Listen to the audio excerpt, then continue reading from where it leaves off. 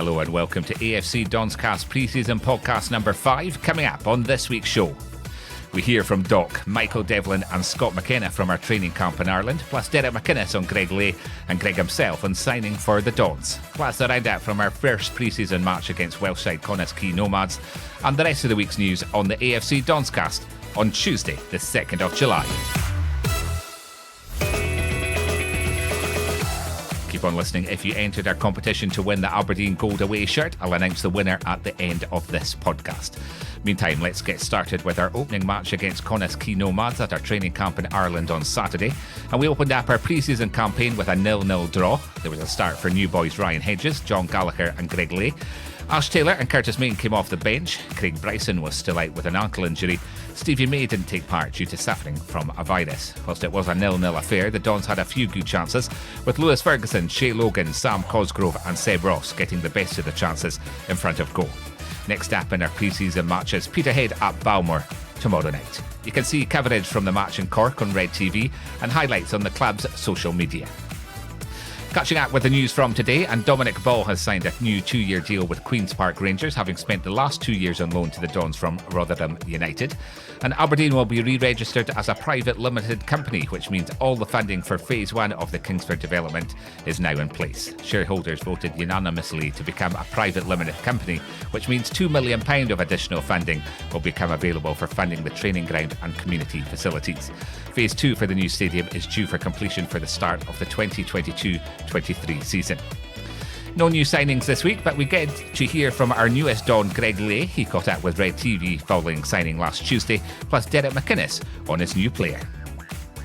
See, we're both from Manchester, and we both played in England before now, so when I had the opportunity to talk with him and hear about his story of going up to Aberdeen and having such a successful time up here, you know, personally and on the pitch, it was a real story that inspired me to try and come and do the same thing. And how much did the manager sell the club? I'm sure I know the answer to you in terms of trying to get you to. Yeah, massively. I think that my conversations with the manager were really positive and productive. You know, I think that he has a very interesting and very good approach to the game. Thinks about things a lot, which is also what I like to do. And when he spoke with me about what my role would be, and obviously wanted to use my strengths, that was something that really attracted me to say, okay, he understands what kind of player I am, what kind of team he wants to build and where I would fit in, and that was a major attraction for me. And also, I presume the challenge of playing, or the attraction of playing European football,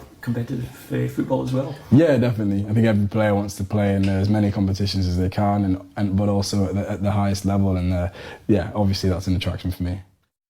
Greg's a player we've been aware of for a while. Obviously, last summer we were looking to bring a left back in, and Greg was one of a few that we were considering. And again in January, when we looked as if we had lost Max back to Derby, Greg was someone who we were quite far down the line with. So what we get is a bit of versatility, because he can play left of a 3, he can play left back, predominantly his main position.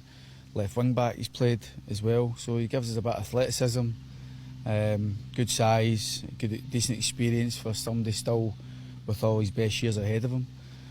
But in the conversations we had with Greg throughout the summer, you know, he asks the right questions. You know, he's very careful about his career, and he sees Aberdeen as the right move. There's a number of clubs who are keen to take Greg in England, but we feel that you know, having the conversations with him, selling the club, what we're trying to do here, we felt that he bought into that pretty early on.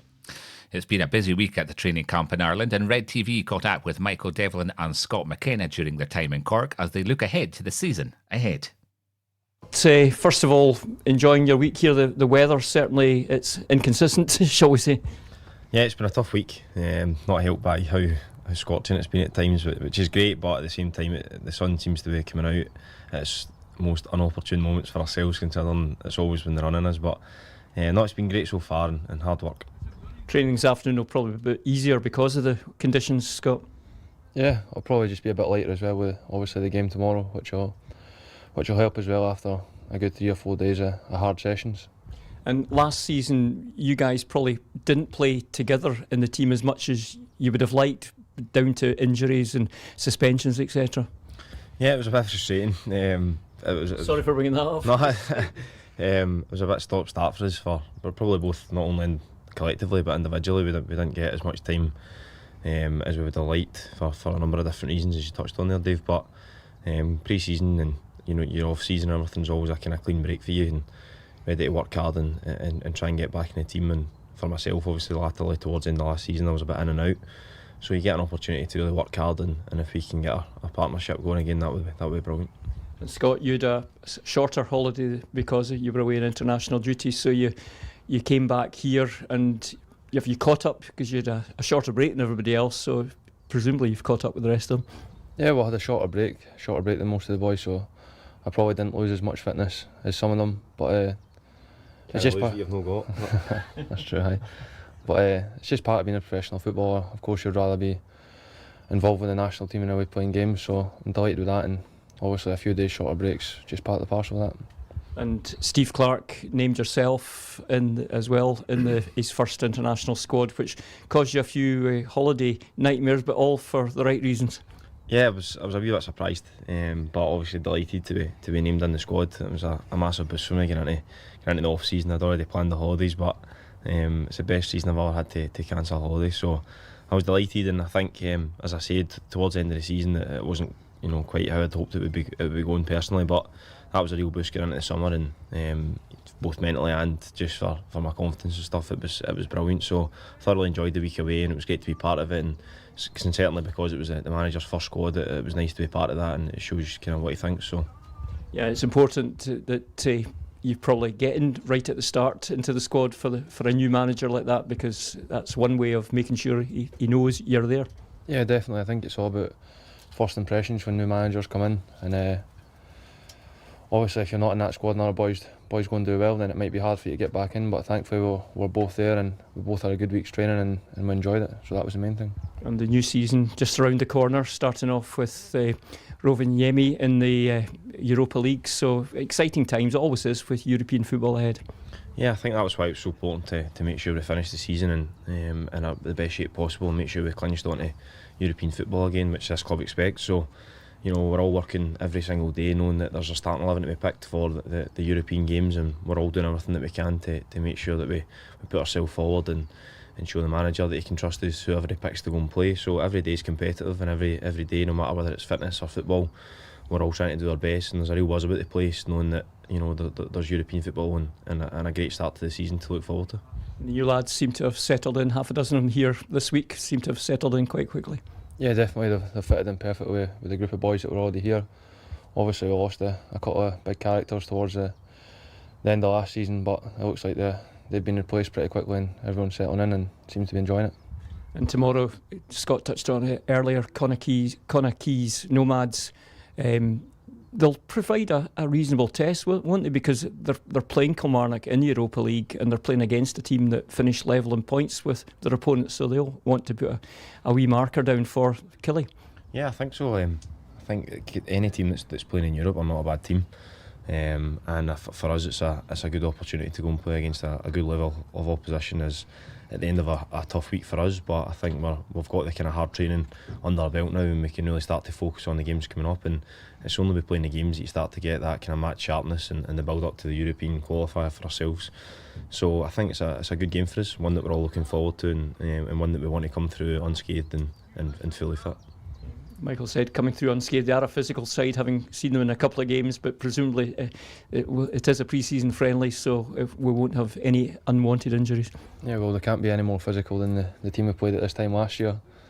But obviously it's important to get through the game without any injuries and just try and keep everyone fit, and just try and keep the squad building going into this first game in the Europa League. Yeah, well, all the best for the season, lads, and hopefully you'll be playing together, not just for Aberdeen but also for the national side. Cheers, thank you, Dave. More Dons news straight after this.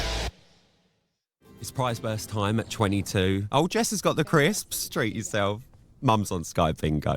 Lovely. And oh no!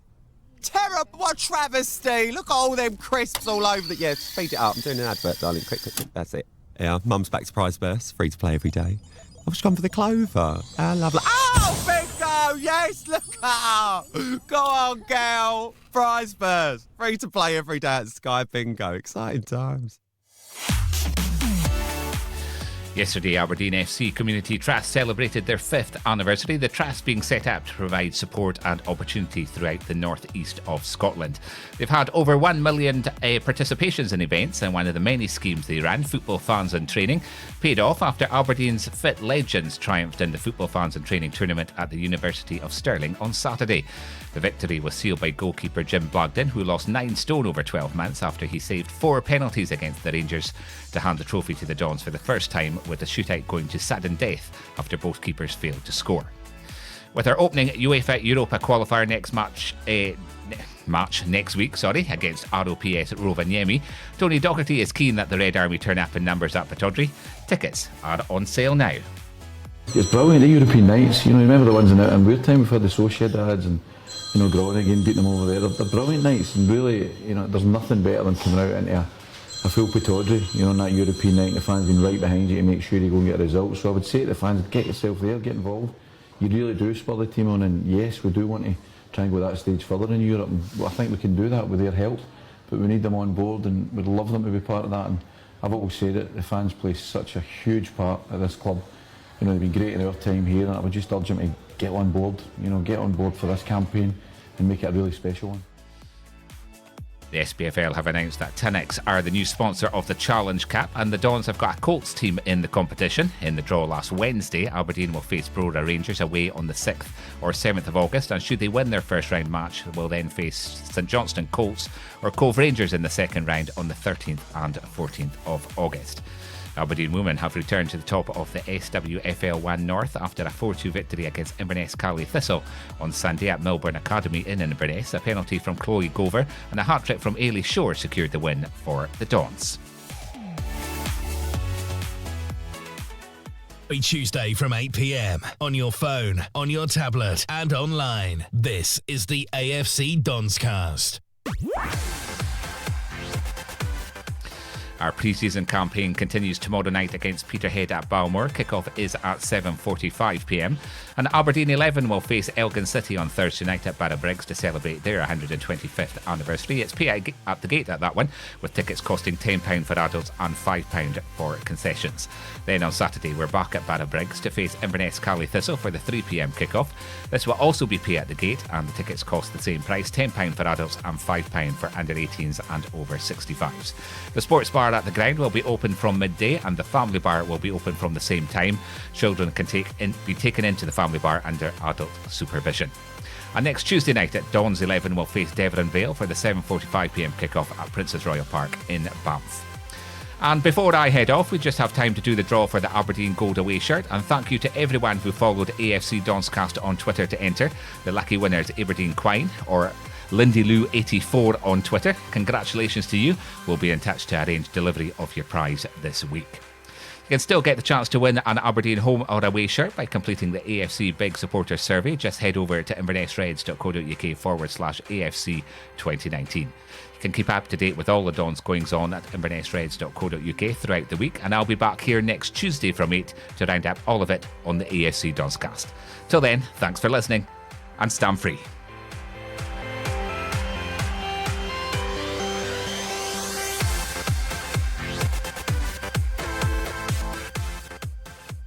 That's all for this week. More Aberdeen news next Tuesday evening from 8.